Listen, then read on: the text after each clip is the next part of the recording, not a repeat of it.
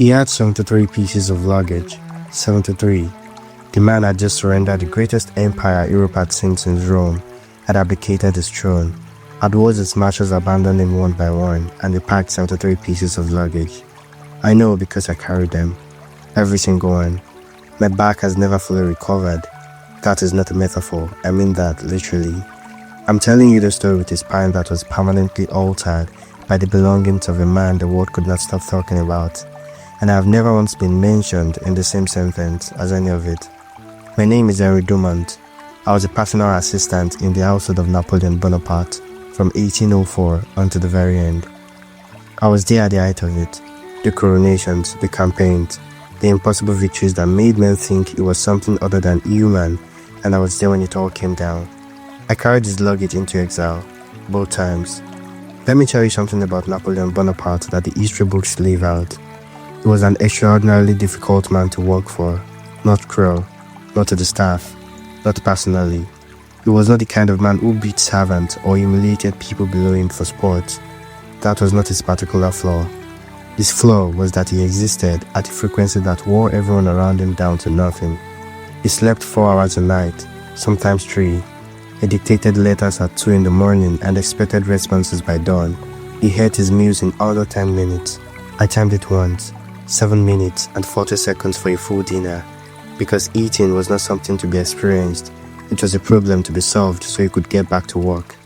He had a habit, when he was thinking, of pinching the hair of whoever was closest to him, not hard, just absently, the way another man might tap a table.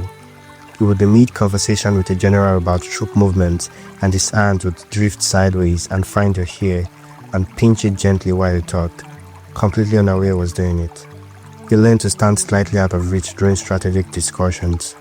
He also talked to himself constantly, under his breath, walking through problems aloud in a murmur you could never quite hear. I spent years in rooms with him, listening to the sound of his thinking, without ever being able to make a single word out, like being next to a river. Working for Napoleon Bonaparte meant living in a permanent state of restless emergency that he himself found entirely comfortable. The rest of us aged faster than we should have. I came into the household in 1804, the year he was crowned emperor. I was 19 years old, a farmer's son from Lyon who had come to Paris looking for work and found it, which was already more than most people in France managed at the time. I was assigned to the personal luggage and travel arrangements, packing, unpacking, maintaining, inventorying, transporting whatever was needed. The luggage itself was extraordinary because Napoleon understood that power is partly performance, and performance requires props. The uniforms, dozens of them, perfectly maintained because he needed to look like Napoleon at a moment's notice. The maps, hundreds of them, road and catalogued by region. The silverware, full sets. Because even in the field, even in a tent in the middle of a campaign, he ate off silver, not for comfort, for what it communicated. The books, always the books, he read constantly, military history, ancient history, mathematics, poetry. He had a traveling library that occupied 4 trunks on its own. 4 trunks of books I loaded and unloaded in every country in Europe. I have never personally read a book. I find this funny now. What nobody tells you about living inside greatness is how mundane it is between the moments. I spent more time watching Napoleon sleep than watching him command. He could fall asleep anywhere, in a carriage mid-conversation, in a chair between dispatches, once standing up briefly against the tent pole before catching himself and pretending it hadn't happened. 4 hours a night, and he seemed to spend half of them in stolen minutes throughout the day. When he woke from those short sleeps, he was immediately completely alert. No groggy transition, 1 minute sleep, next moment asking questions. It was slightly inhuman to witness. He had a complicated relationship with his own smell. He bathed constantly, multiple times a day when water was available, and went through extraordinary quantities of cologne, eau de cologne specifically, which he ordered by the caseload. I once counted 60 bottles in a single shipment. He would pour it over himself like water, apparently unconcerned with moderation in this one specific area of his otherwise disciplined life. The contrast with the campaign trail was significant. When water wasn't available and cologne ran low, it became noticeable. He never acknowledged it, neither did we. You learn, in service, the precise art of not noticing things. The campaigns were something I was not prepared for. I was luggage. I was not supposed to be near the fighting. But when you travel with Napoleon, the fighting has a way of finding you regardless of the job title. I was at Austerlitz, not on the field. I was 3 kilometers back with the supply column, but close enough to hear it. Close enough that when the gun started in the early morning fog and didn't stop for most of the day, I sat on the trunk of uniforms and listened to the sound of 20,000 men having the worst day of their lives and trying to remember how to breathe normally. We won that one. When word came back through the column, the relief was physical. My hands stopped shaking. I didn't know they had been shaking. There was a particular ritual after our victories. Napoleon would call for Constant, his personal valet, and change into a fresh uniform before receiving anyone. It didn't matter what state the battlefield was in, what was still burning, who was still dying. The uniform came first.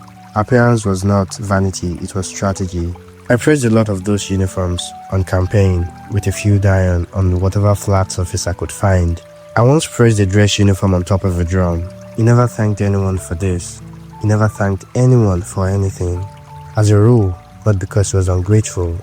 I don't think, but because gratitude implies dependence, and dependence was not something Napoleon Bonaparte acknowledged in himself. Once, just once, after I had tracked down a specific map case he needed urgently that had been buried under 3 other trunks in a moving supply cart during a rainstorm.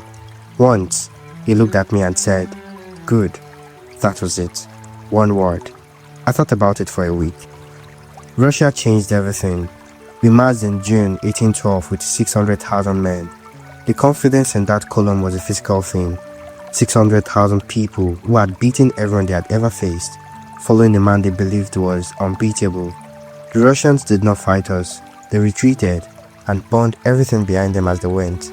Crops, villages, food stores. They traded land for our supplies and our morale, and Russia had more land than we had either. The further we went, the more the army quietly came apart. Men fell to exhaustion and hunger, and the cold that arrived earlier than anyone had planned for.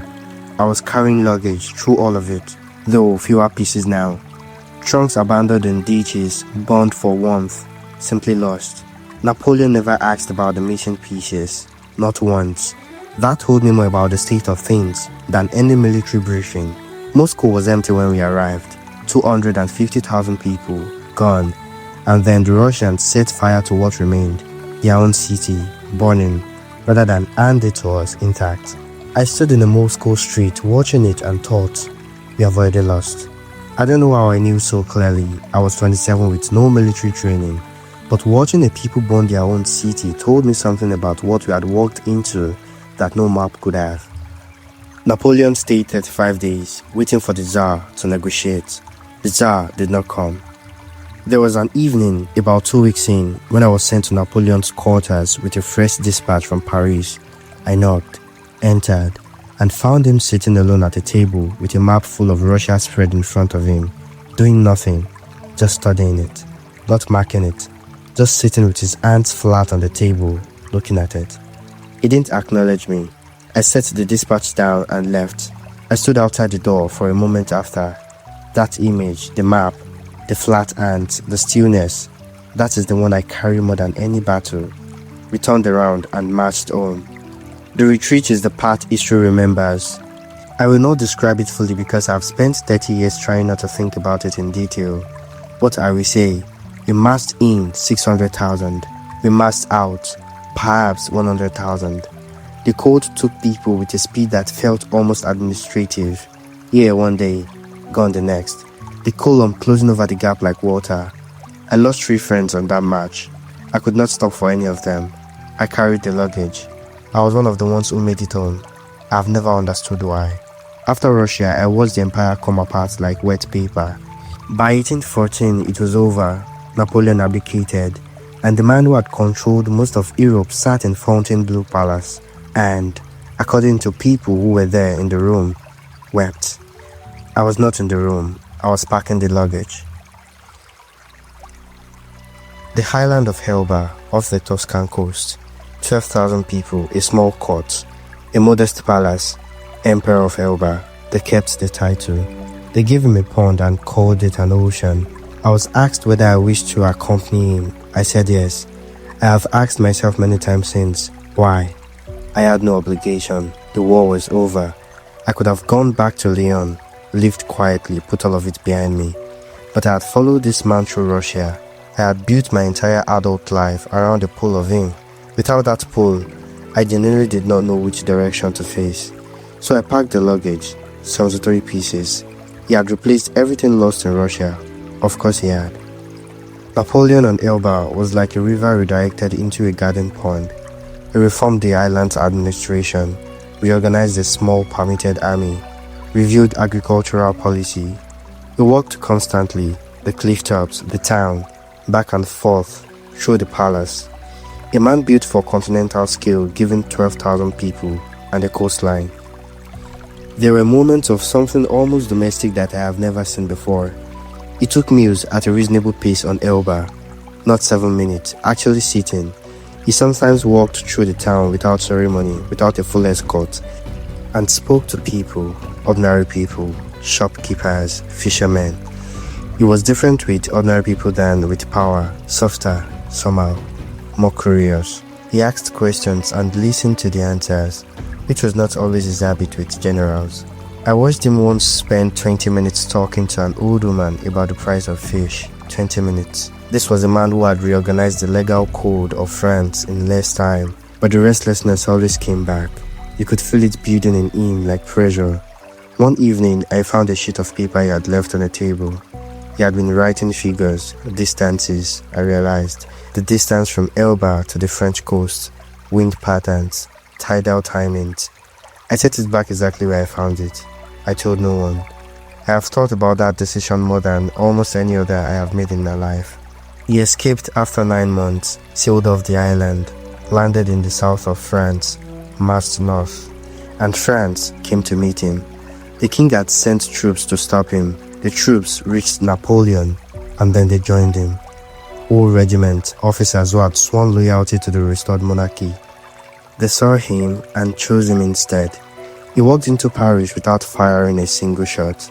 I followed 3 weeks later, by which point he was already back in the Tuileries, and France was easy again. I packed the luggage and went back. What else was I going to do?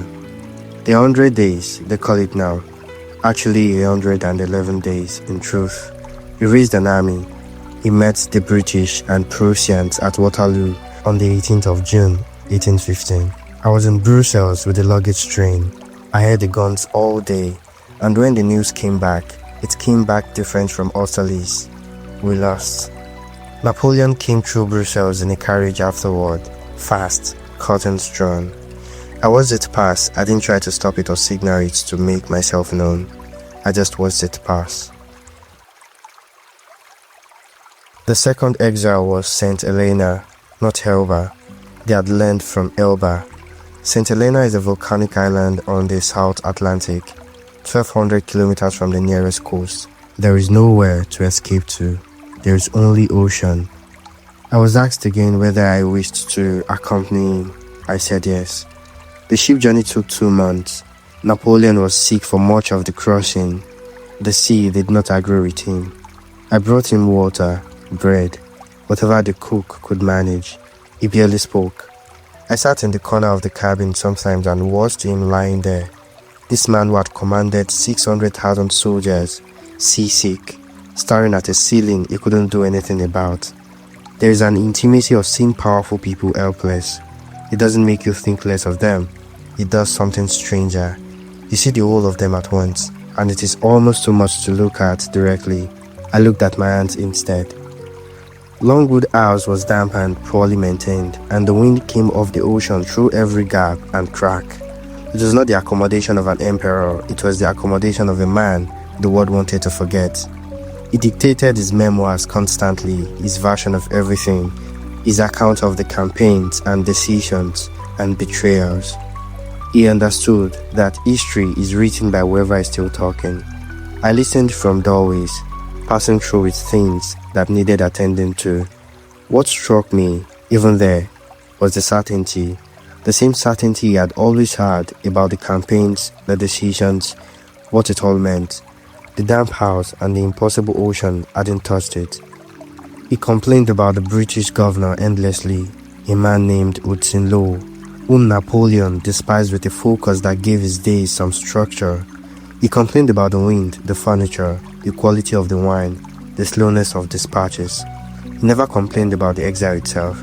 I noticed that he would complain about every detail of a situation without ever acknowledging the situation. Some mornings, I brought his breakfast and he would be already at his desk, writing, the untouched dinner from the night before still on the tray beside him.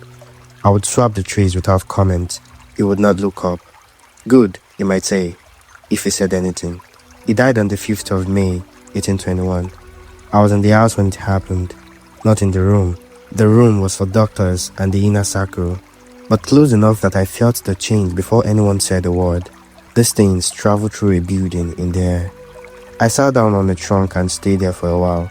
The trunk had a hairline crack on the left hinge that I had been meaning to fix for 2 years. I looked at the crack.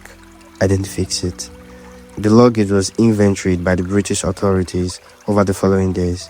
Every piece recorded and catalogued. 73 pieces, same as always. I was offered passage back to France. I took it. Stood on the deck for 2 months of ocean and tried to figure out what I was going back to. I went back to Lyon, 36 years old. I found work, got married, had children who now find the stories interesting but cannot quite believe them. People ask whether I think he was a great man. It is the wrong question. Greatness is something you access from a distance, from 3 meters away, carrying the luggage. You don't see the shape of anything. You see a man pinching your hair while he reads a map, pouring cologne all over himself like water, falling asleep against a tent pole and pretending it didn't happen, sitting with flat hands on a map of Russia doing nothing. You see someone entirely human and entirely extraordinary at the same time, which is the most unsettling combination a person can be. Somewhere, there is a trunk with a hairline crack on the left hinge in nobody's collection. I think about that sometimes. My name is Henri Dumont. I was there.